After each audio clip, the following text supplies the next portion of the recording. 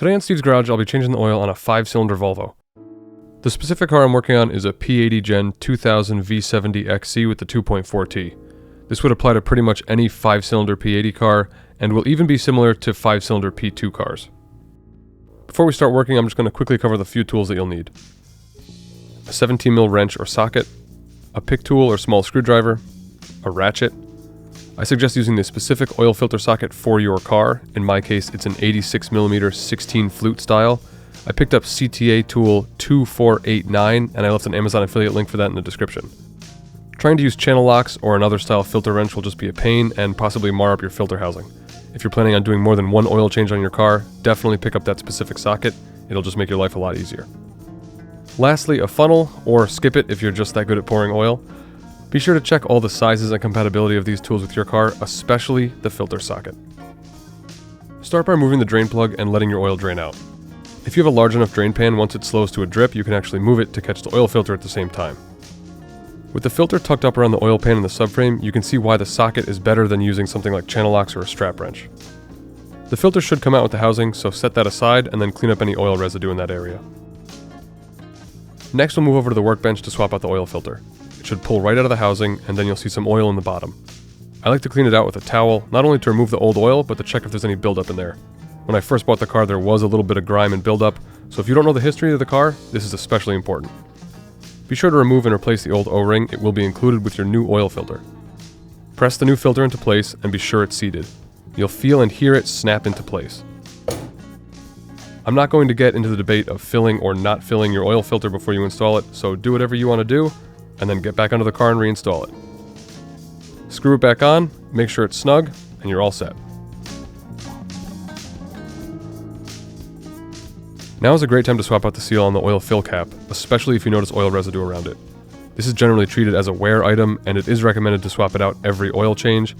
I personally go with the Viton seal from IPD. In my experience, that one lasted a couple years as opposed to a couple thousand miles like the stock one. I typically keep a few of these on hand, that way when I notice oil residue around the fill cap, I can just swap out the seal. Keep in mind that if there's oil after you've changed out the seal or an excessive amount, it could indicate a PCV problem, and that's something you want to look into immediately.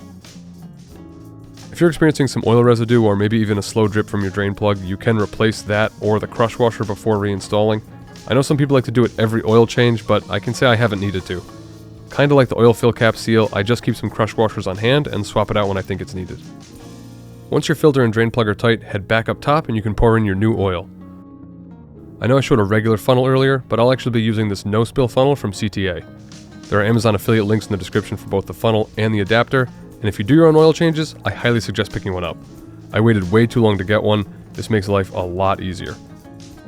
Especially on Volvo engines because they have that little grate on the oil fill that makes using a standard funnel a pain. This thing just screws on where the cap goes, the funnel sits in place, and you can pour oil in without making a mess. In the past, I've used the recommended Castrol synthetic oil, but this time I'll be using Valvoline's Restore and Protect. I have a friend who started using it, I watched a bunch of videos on it, so it really piqued my interest.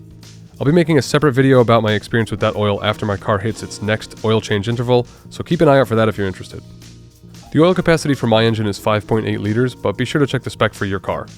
It can differ slightly between engine displacements and configurations such as turbo or non-turbo, or if you have an oil cooler or not. Give the oil a minute to settle and then check the level on your dipstick. If it looks good, put the cap on, we can go inside real quick and reset the service light. This procedure will differ slightly between cars. For example, this only works on the 98 to 2000 P80 cars. This won't work on the earlier 850s, and the P2 cars have a different procedure. IPD has a great breakdown of how to reset the lights by year and model, so check that out if you need to. Starting with the key out of the ignition, press and hold the reset button, then insert the key and turn to the run position, but don't start the car. You're going to press and hold for a little bit. Once the light starts blinking, release the reset button and turn the key off. The next time you turn the car on, the service light should be off. If you wait too long and you release it once it stops blinking, it won't reset the light. So be sure to release it as soon as you see it start to blink. At this point, the engine is good to be started and you can take the car for a short drive. It's not a bad idea to check for any leaks once you get back, and once the oil has settled, you can check the dipstick level again. If you found this video helpful, please think about subscribing so you don't miss any future Volvo videos. Leave any questions or comments below. Thanks so much for watching.